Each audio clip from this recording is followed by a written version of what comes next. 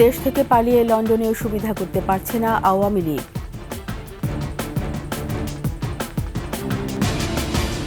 শহীদ পরিবারের পাশে থাকবেন প্রধান উপদেষ্টা, জুলাই গণহত্যার বিচারের অঙ্গীকার। অপারেশন ডেভিল হান্টে সারা দেশে আটক ১৩ শতাধিক।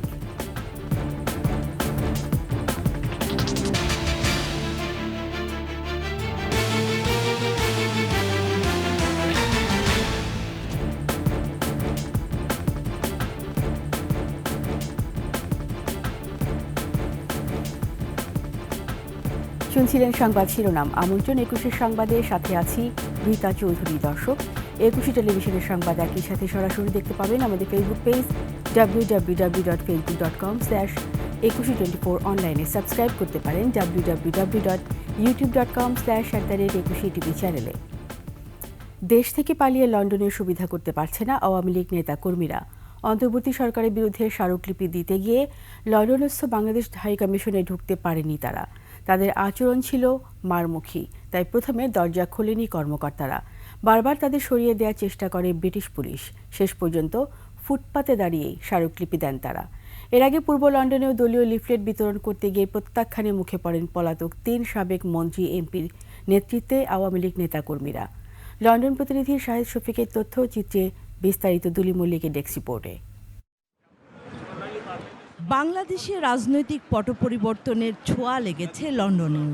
একসময় যাদের ইশারায় চলত লন্ডনে বাংলাদেশ হাইকমিশন, এখন তাদের অবস্থাই শোচনীয়। গেল ৬ ফেব্রুয়ারি অন্তর্বর্তীকালীন সরকারের পদত্যাগের দাবিতে স্মারকলিপি নিয়ে হাইকমিশনে যান যুক্তরাজ্য আওয়ামী লীগের সাধারণ সম্পাদক সৈয়দ সাজিদুর রহমান ফারুক ও সিলেটের সাবেক মেয়র আনোয়ারুজ্জামান চৌধুরীর নেতৃত্বাধীন দল। বেশ কয়েকবার ধাক্কাধাক্কির পরও খোলেনি দরজা। তাদেরকে বারবার সরিয়ে দেওয়ার চেষ্টা করে ব্রিটিশ পুলিশ। বেশ কিছুক্ষণ অপেক্ষার পর একজন কর্মকর্তা বের হন, তবে তাদেরকে ভেতরে প্রবেশ করতে দেওয়া হয়নি। দরজার বাইরে ফুটপাতে দাঁড়িয়েই স্মারকলিপি দেন আওয়ামী লীগ নেতাকর্মীরা।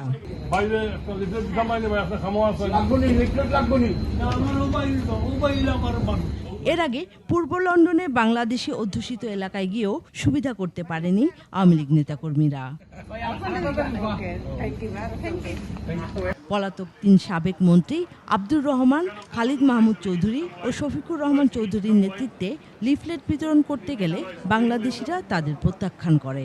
এক পর্যায়ে নিজেরা নিজেদের মধ্যে লিফলেট বিতরণ ও ফটো সেশন করে কর্মসূচি শেষ করেন। Duli Mallick, desk report, ২১ television. July আন্দোলনে খুনিদের বিচারের পাশাপাশি শহীদ পরিবারগুলোর পাশে থাকার প্রতিশ্রুতি দিলেন প্রধান উপদেষ্টা ডক্টর মোহাম্মদ ইউনূস।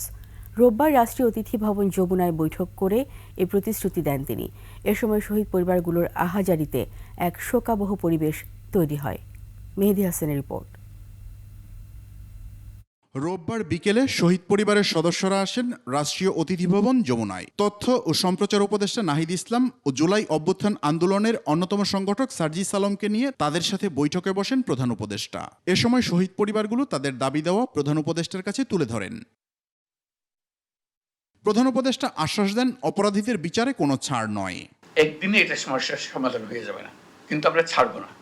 ধাপে ধাপে ধাপে ধাপে যতদূর নিয়ে যেতে পারি আমরা নিয়ে যাব। এটি হলো আমাদের কমিটমেন্টটা, হলো সেটা যে আমরা আছি এটার পেছনে, তোমাদেরকে ছেড়ে আমরা কোথাও যাব না। শহীদ পরিবারগুলো যেন তাদের অসহায় না ভাবে, সেই আহ্বানও প্রধান উপদেষ্টার। এমনভাবে আমরা করতে চাই যাতে দেশের মানুষ তোমাদের, এমন তোমাদের সন্তানদের, তোমাদের ভাই বোনদের কোনো রকমে যেন ভুলতে না পারে। এটা আমরা চেষ্টা করব যে এটুকু মনের মধ্যে গেঁথে দেওয়া, না হলে এটা এই পুরো আন্দোলন সার্থক হলো না। তো এরই যদি ভুলে গেলাম তাহলে কি করলাম? বৈঠক শেষে শিশুসহ শহীদ পরিবারের সদস্যদের সাথে কুশল বিনিময় করেন প্রধান উপদেষ্টা। মেহেদী হাসান, ২১ টেলিভিশন, ঢাকা। সারা দেশে অপারেশন ডেভিলস হান্টে ১৩ শতাধিক জনকে গ্রেপ্তার করা হয়েছে।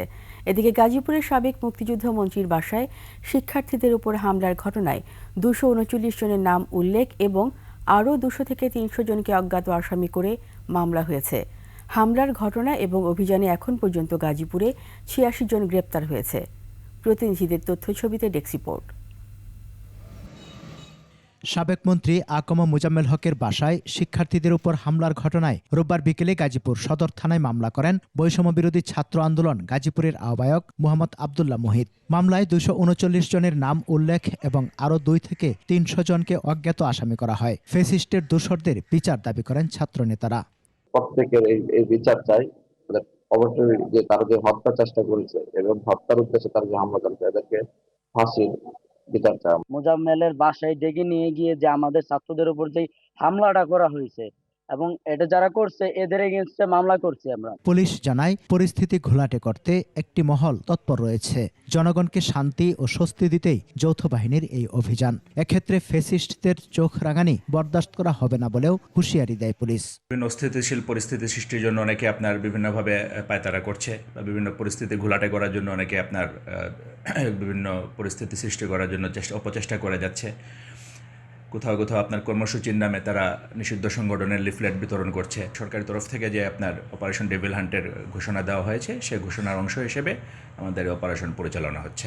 আমাদের কাছে ইনফরমেশন আছে গাজীপুরকে কেন্দ্র করে যারা পতিত সরকার তারা ডিক্লেয়ার দিয়েছে যারা আমাদেরকে ঘুমাতে দেয় না, আমরা গাজীপুরবাসীকে ঘুমাতে দেব না। যারা এই জনগণকে অশান্ত করতে চায়, জনগণকে অস্বস্তি করতে চায়, জনগণকে ঘুমাতে দিতে চায় না, তাদেরকে সমীচীন জবাব আমরা দিতে চাই। এদিকে আইন শৃঙ্খলা পরিস্থিতি স্বাভাবিক রাখা ও সন্ত্রাসীদের আইনের আওতায় আনতে শনিবার রাত থেকে যৌথ বাহিনীর সমন্বয়ে গাজীপুর সহ সারা দেশে চলছে অপারেশন ডেভিল হান্ট। বিকেলে রাজশাহী মেট্রোপলিটন সদর দপ্তর থেকে যৌথ বাহিনীর টিম বের হয়ে নগরীতে টহল শুরু করে। অবৈধ অস্ত্র উদ্ধার সহ সন্ত্রাস, চাঁদাবাজ ও অপরাধীদের ধরতে চট্টগ্রাম ও খুলনা সহ বিভিন্ন স্থানে অভিযান চালায় যৌথ বাহিনী।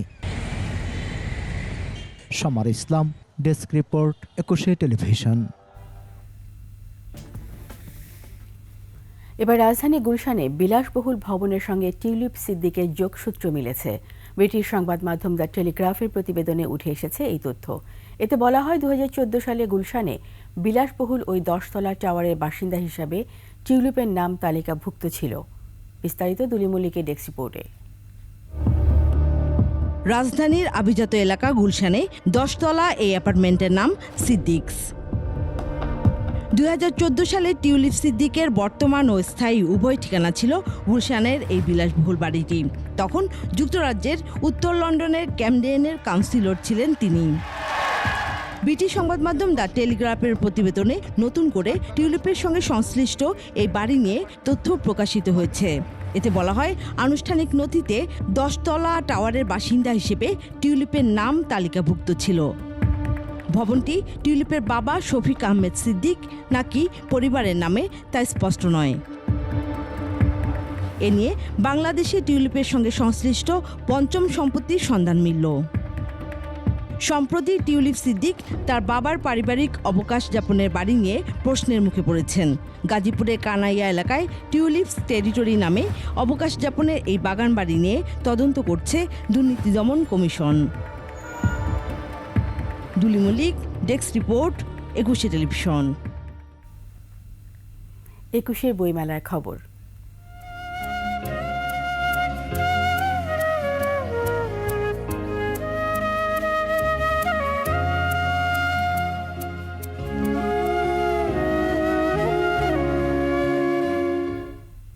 বইমেলার নবম দিনে এসে বাড়ছে পাঠক সমাগম। প্রতিদিনই আসছে নতুন বই। এবার পাঠকের আগ্রহের অন্যতম জায়গায় রয়েছে জুলাই গণঅভ্যুত্থান সম্পর্কিত বই। এদিকে এখনও মেলা মাঠে চলমান রয়েছে স্টলের কাজ। তানজিলা তাসনিমের রিপোর্ট।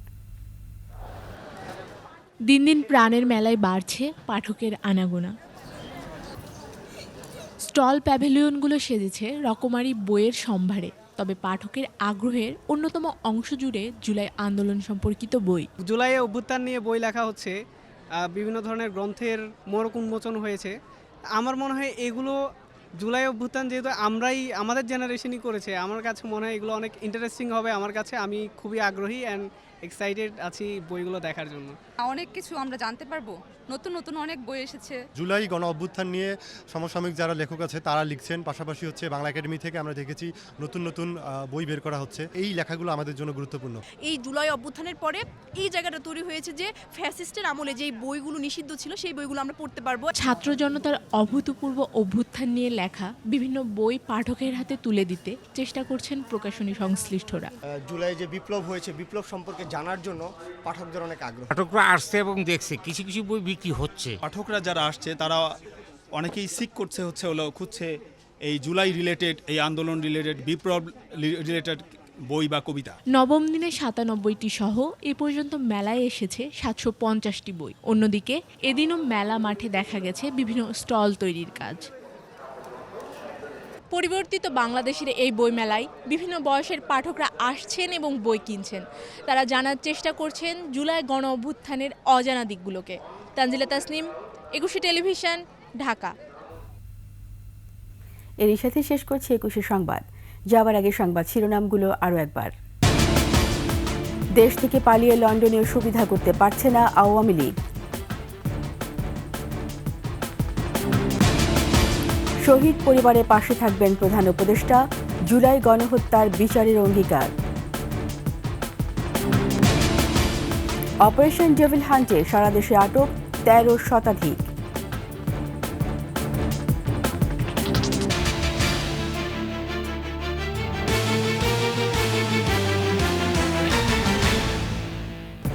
সবশেষ সংবাদ জানতে ডায়াল করুন 2021 নম্বরে, আর ভিজিট করুন 21-tv.com ওয়েবসাইটে। ফেসবুকে ভিজিট করতে পারেন www.facebook.com/2124 অনলাইনে। সাবস্ক্রাইব করতে পারেন www.youtube.com/21tv চ্যানেলে। এতক্ষণ সঙ্গে থাকার জন্য ধন্যবাদ। পরবর্তী সংবাদ দেখার আমন্ত্রণ রইল। 21-এর সাথেই থাকুন।